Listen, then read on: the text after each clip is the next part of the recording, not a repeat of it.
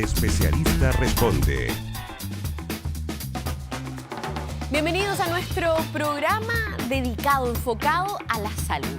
Los tratamientos médicos para enfrentar la alopecia han ido evolucionando y en los últimos años el implante capilar ha tenido un auge. Pero ¿en qué consiste esta técnica? Bueno, es más de una técnica incluso. ¿Tienen riesgos asociados? ¿Puede ser efectiva en todos los casos? Bueno, de este tema vamos a conversar junto a la doctora Michelle Moré, ella es jefa del área capilar de Clínica Terre. ¿Cómo está, doctora? Buenas tardes. Hola, Pascal. Muchas gracias por la invitación. Gracias a usted por acompañarnos en un tema que, tal como planteaba en esta introducción, ha tenido un auge en los últimos años. La alopecia es un tema que hemos venido conversando durante décadas, pero a partir de estas nuevas técnicas o técnicas que han ido popularizándose más, porque claro, probablemente no son tan nuevas, es necesario ir batiendo algunos mitos o conversando sobre esas dudas que surgen a las personas que están en sus casas. Doctora, partamos por lo más simple, ¿no? La alopecia, ¿cómo distinguir cuando estamos frente a una caída de cabello anormal y se trataría de una alopecia? Claro, mira, hay dos conceptos que yo siempre le explico a mis pacientes que son súper diferentes. Una cosa es una alopecia y otra cosa muy distinta es una caída de pelo aumentada, porque hay dos procesos muy diferentes. Uno, lo habitual es que a nosotros normalmente se nos caen alrededor de 100 a 150 pelos por día. Claro. Cuando esto tiende a ser más de lo habitual, es cuando uno lo nombra como una caída aumentada. Y esto puede durar alrededor de 3, incluso hasta 6 meses. Y después es algo que es autolimitado y que después con el tiempo se empieza a recuperar de a poco. Y eso puede tener algunos factores, como por ejemplo el estrés, ¿no? Claro, el estrés es como una de las causas más habituales. También puede ser problemas con la alimentación, pueden haber algunas enfermedades, algunas patologías que puedan hacer que se provoque una caída de pelo aumentada, pero en general tienden a ser causas que son reversibles. ¿Ya? Muy distinto es la alopecia, la cual, bueno, la más nombrada y la más habitual que uno más reconoce en la gente es la alopecia androgénica, que es la típica que se da en hombres. Y esta, aquí uno no nota, los pacientes no notan que el pelo se les caiga, sino que lo que van notando habitualmente es que el pelo se empieza a poner más delgado. Entonces, sobre todo, y tiene áreas muy puntuales, que es, por ejemplo, la zona de las entradas o la parte de la coronilla, donde empiezan a notar que el pelo se empieza a debilitar. Entonces, o sea, no necesariamente se cae, sino que va desapareciendo la población, se podría decir. Entonces, uno lo que va notando es que sufre un proceso que se llama miniaturización. Se va poniendo el pelo cada vez más fino, más delgadito, hasta que este folículo desaparece.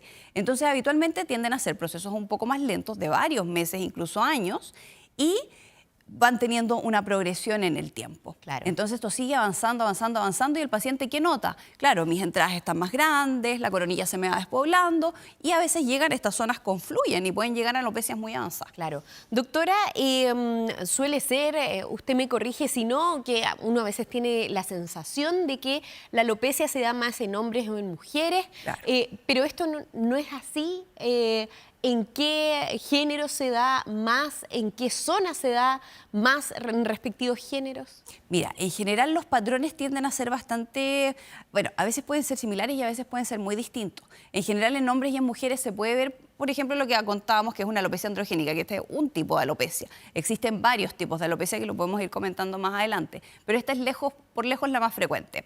Entonces, en mujeres, por ejemplo, el patrón no es tan habitual de que uno vea esto de que empiecen a crecer las entradas o que empiece a aumentar la coronilla. Muchas veces en las mujeres lo que notan es que la partidura comienza a ampliarse.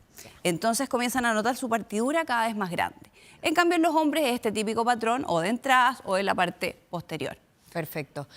¿Pero se da tanto en hombres como mujeres o sí, hay una tendencia más alta en hombres? Hay una tendencia que sea más alta en hombres, pero cada vez se está notando más en mujeres y cada vez hay más mujeres que están tratando esta patología. ¿Qué otros tipos de alopecia podemos encontrar? Mira, en general uno habla, dentro de las alopecias, una de las grandes clasificaciones y las que a uno más le sirven cuando uno se dedica a la cirugía capilar, es una alopecia que te distingue en alopecia cicatricial y no cicatricial. Dentro de las cicatriciales están todas aquellas donde el cuero cabelludo se va poniendo como una cicatriz y que habitualmente son las donde la cirugía no tiene un tan buen rendimiento, ¿ya? A diferencia de la alopecia androgénica, que es donde se va sufriendo este proceso de miniaturización que explicábamos y que van siendo de forma progresiva y donde la cirugía funciona muy bien y los tratamientos funcionan muy bien. A diferencia de estos otros tipos de alopecia más cicatriciales, donde también tienen algunos tratamientos específicos, pero tienden a ser como mucho más, que tienden a recidivar o que siguen avanzando con el tiempo y son mucho más difíciles de tratar. Perfecto. Doctora, lo decía en la introducción, ¿no? De este boom de los implantes capilares. ¿A qué se debería este fenómeno? ¿Es un fenómeno como tal? ¿Ha habido un aumento explosivo o por lo menos paulatino en los últimos años de este tipo de técnicas? Sí, mira, es verdad, yo me dedico a esto hace bastante tiempo, ya hace alrededor de 12 años que entré en este rubro. Por lo tanto, ¿qué he ido notando? Cada vez se está viendo, de partida, pacientes más jóvenes en que van notando que el pelo se les pierde más rápido, entonces y ellos están más propensos a consultar, ¿ya? Toman la decisión antes de preocuparse de todas maneras. Este caso, entonces, de este antes tema. uno que veía que los pacientes como que se resignaban un poquito más, veían a sus papás, veían a sus hermanos que iban teniendo este problema y que todos se mantenían. Y también había mucho miedo de que la cirugía se veía mal.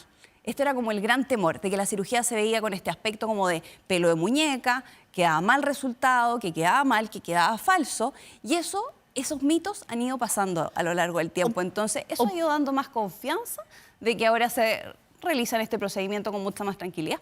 Claro, probablemente asimilaban las soluciones o los tratamientos a lo que usted plantea, ¿no? Al típico, o este caso que llegaba a ser más gracioso, el bisoñé, Claro.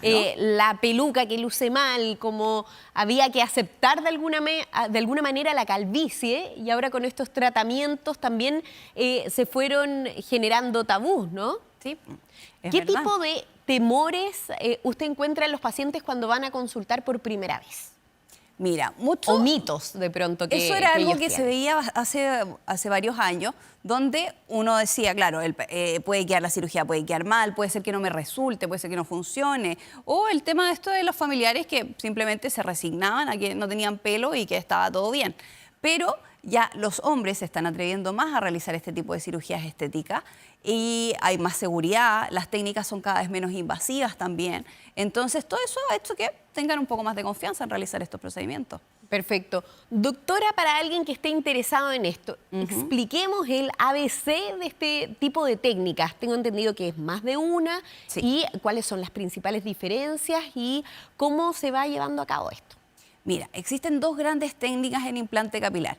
Una es la técnica clásica, tradicional, la que tiene probablemente más años, que es la técnica FUS, que esta viene de la sigla Follicular Unit Strip Surgery, la cual se extrae un trozo de piel desde la zona posterior, desde la zona occipital, y este trozo de piel se va procesando, se va separando uno a uno, y uno a uno estos folículos, estas unidades foliculares se van implantando en la zona donde falta. O sea, ¿Qué es casi como desventaja? pensar en una siembra, en unos arbolitos cual. y que se van Sí. plantando. Tal cual. Entonces, uno lo que hace, bueno, en esta zona la principal desventaja que pueden verle los pacientes es que te deja una cicatriz lineal en la zona posterior, porque uno hace una cirugía en la zona posterior. Pero el resultado es lo mismo, el resto es todo igual, pero es esa como la gran diferencia, que deja una cicatriz lineal. ¿Cuándo se ocupa esta técnica? Porque es una técnica que sigue usándose, pero se usa mucho cuando son alopecias más avanzadas, sobre todo cuando uno quiere optimizar su zona donante. ¿Ya? Este es un recurso que sirve mucho cuando uno quiere optimizar el área, porque la zona donante, que es todo el área occipital de los pacientes, habitualmente es una zona que no es infinita.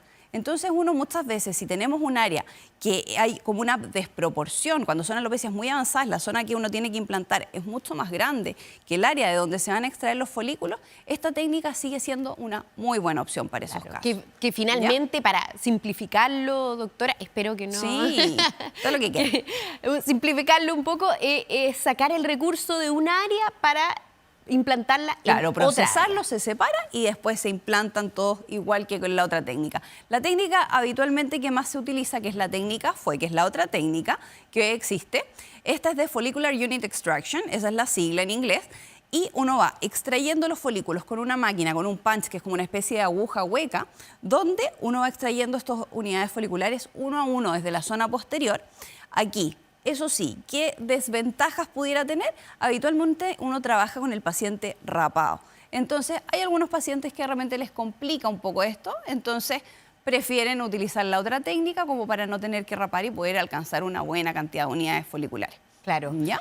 Generalmente, ¿qué tipos de pacientes consultan por estas técnicas relacionadas con el implante capilar? En general son los pacientes que ya notan que se les transparenta el cuero cabelludo. Entonces, o que tienen las entradas más grandes, o lo que comentábamos, esta zona de la coronilla, que es el área de la tonsura que le decimos nosotros.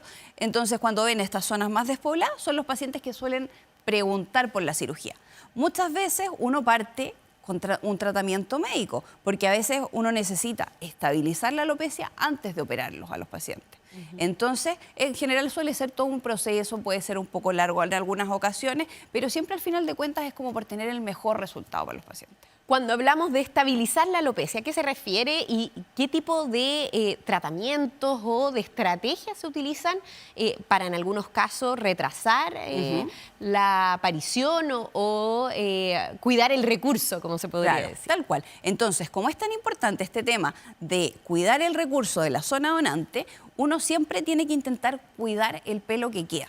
Porque yo no saco nada con implantar una zona y que esto quede muy bien y dejar la alopecia a la deriva y que esto siga avanzando. Entonces, ¿yo qué intento hacer? Estabilizo la alopecia, que esto es con medicamentos. En general se usan medicamentos, los más conocidos son finasteride, dutasteride, que son los medicamentos que van como al callo, que tratan la alopecia androgénica. ¿Ya? Entonces van a tratar la causa de la enfermedad y por lo tanto me ayudan a mantener el pelo mucho más estable. La voy a interrumpir en ese momento Sí. antes de seguir. Y en este caso, en ese tipo de medicamentos, ¿cuál es la causa o qué es lo que tratan este tipo de farmacología? Mira, estos medicamentos tienen un componente que es tratar como a nivel hormonal. Porque ¿qué es lo que suele ocurrir? En la alopecia androgénica, la testosterona, que es la hormona como clásica de los hombres, que también la tenemos las mujeres, suele estar como hiperfuncionante. Entonces, con estos medicamentos yo tiendo a ir a regularizar esta función. No es que la baje, no es que la disminuya, pero no la normalizo.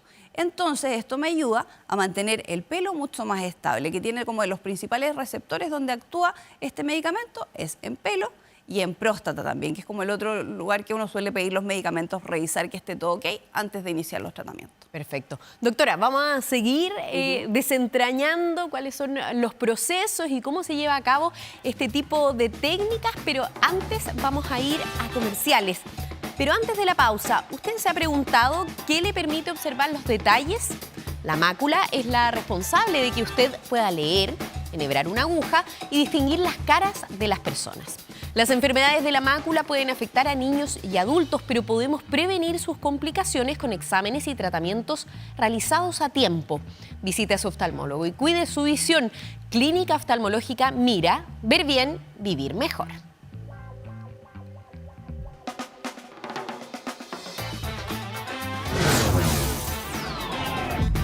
El especialista responde.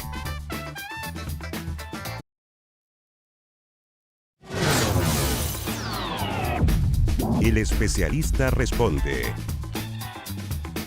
Seguimos conversando de alopecia e implantes capilares con la doctora Michelle Moré. Ella es jefa capilar de Clínica Terré y habíamos quedado en este proceso. O sea, hay que cuidar el recurso para llegar al implante capilar con una capacidad de pelo para poder hacer estos implantes, doctora. Usted me estaba señalando que hay tratamientos también en paralelo como para poder cuidar el recurso. ¿Qué viene luego antes de una cirugía de implante capilar?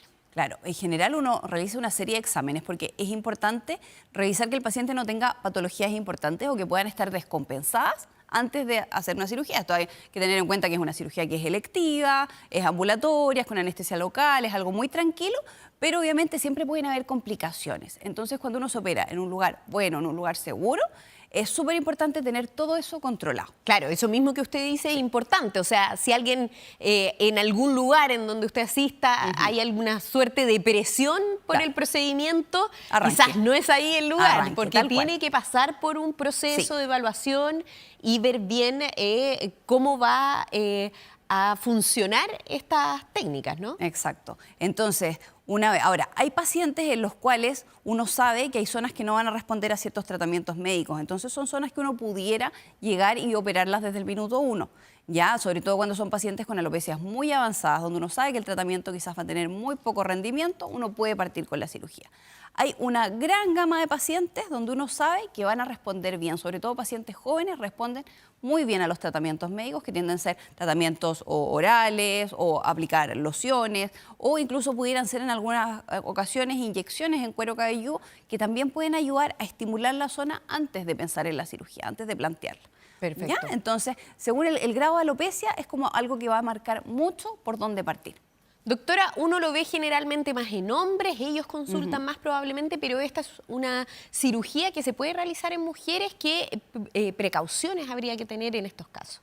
Bueno, en el caso de las mujeres siempre es importante lo que comentaba inicialmente, siempre pedir toda una batería de exámenes que nos va a ayudar a descartar la causa, porque en mujeres lo que más tienden a consultar, más que ver zonas tan despobladas, muchas veces consultan por caída aumentada, que es lo que comentábamos inicialmente. Claro. Entonces uno tiende a tratar eso y ahí la cirugía no sirve en esos casos. Entonces no podemos llegar a operar a ese la mujer, extremo. exactamente. Entonces uno ve, las trata y la cirugía tiende a ser como el plan C, D, E, F. Como no es la primera opción en mujeres. Perfecto. ¿Ya? Entonces por eso no son tantas las mujeres que suelen operarse inicialmente. Perfecto. ¿Hay alguna precaución que también tengan que tomar las mujeres respecto a los tratamientos, por ejemplo? Bueno, en cuanto a lo que comentábamos, claro, uno siempre tiene que tener muy claro el tema de gestaciones. Si es que uno tiene planes de tener embarazo, si quiere tener guagüita, entonces esas son cosas que nos pueden contraindicar una serie de medicamentos.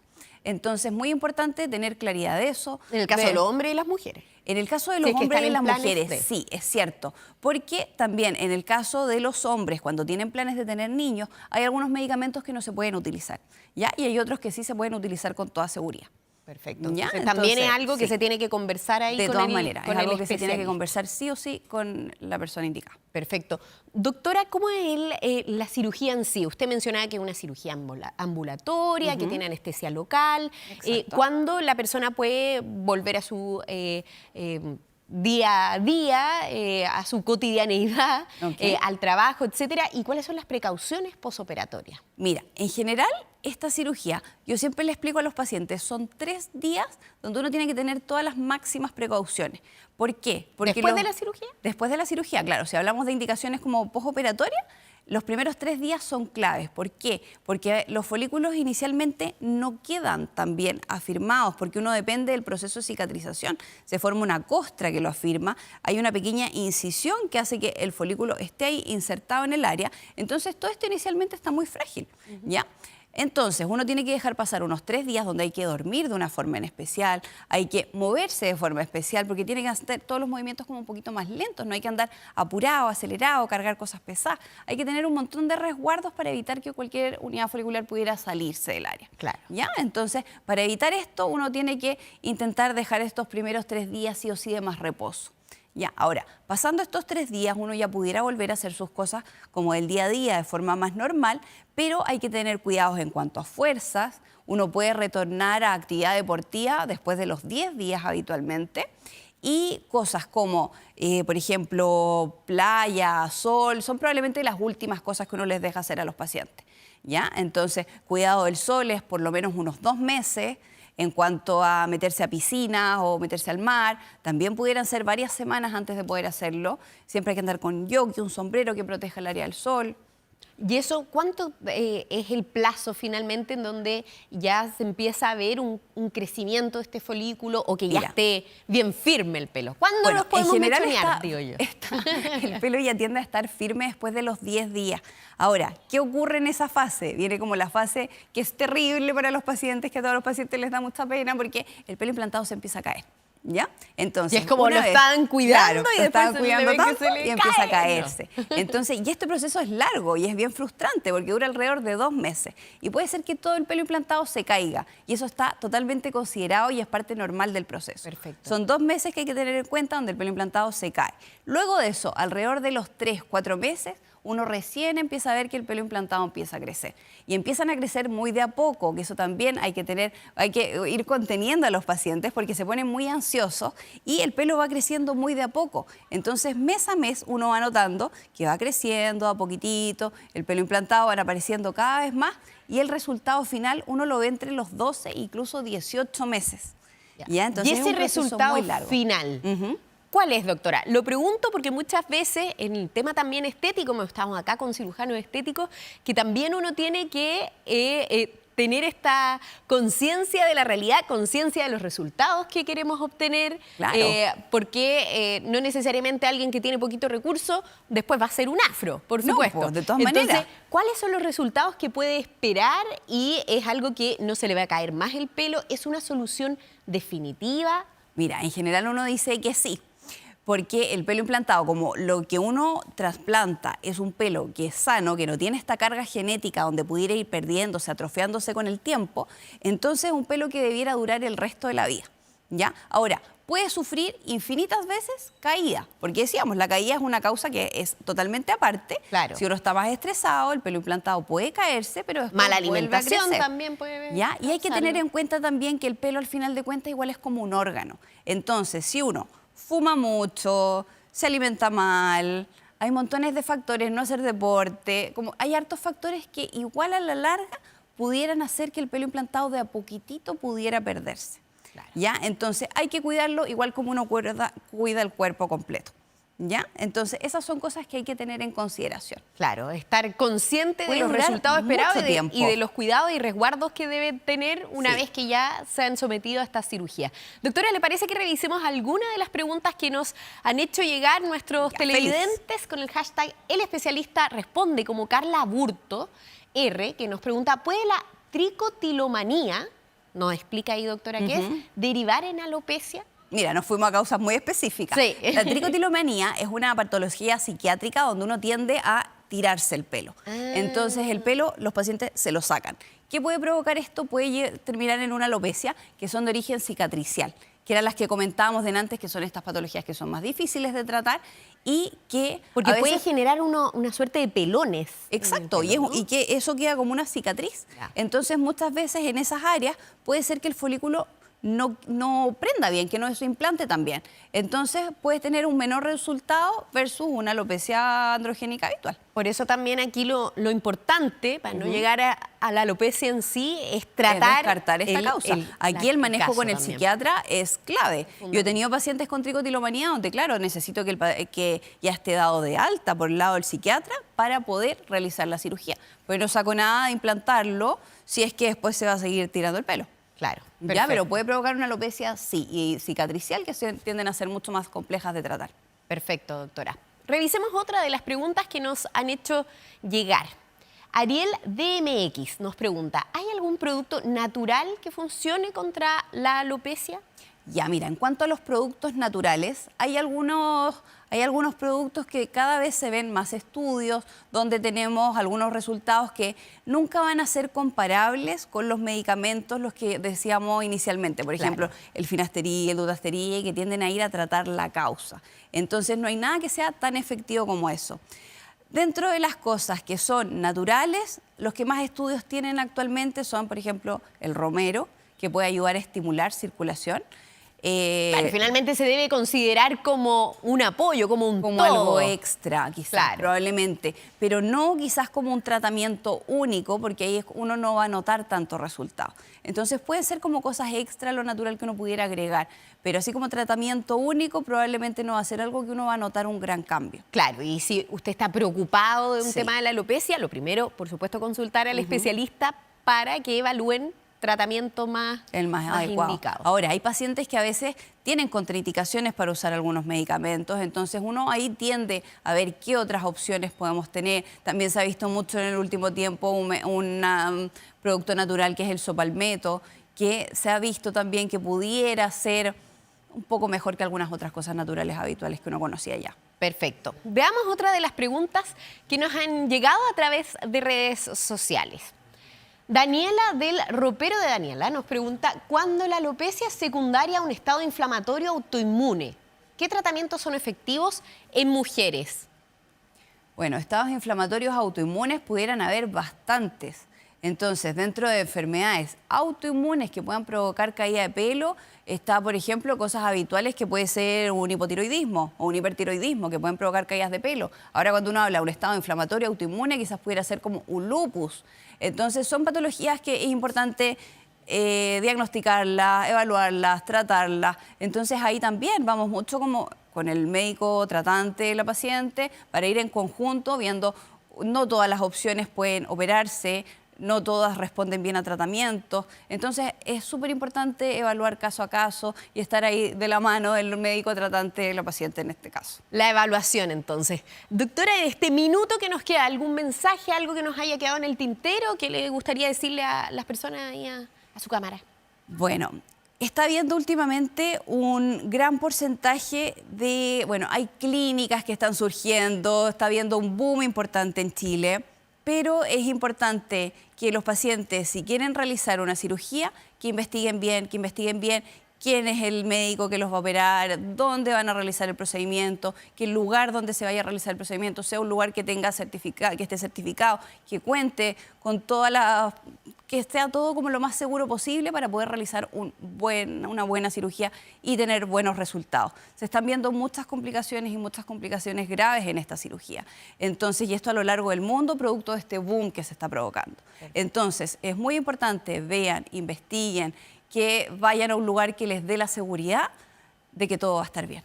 Perfecto. Con ese mensaje me quedo de todas maneras. Un mensaje que también es válido para otros temas, para la cirugía en general, cualquier intervención de cualquier tipo, y es algo que también tratamos acá de impulsar en el programa, que se preocupen de revisar también los especialistas, los centros de atención, para que todo sea seguro. Doctora, muchísimas gracias por acompañarnos esta tarde. Gracias a ti. Muchas gracias por la invitación. Feliz de haber venido.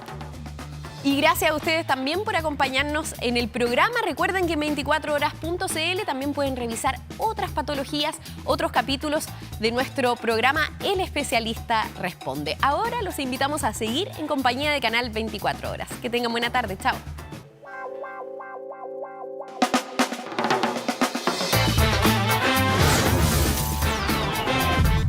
El Especialista Responde.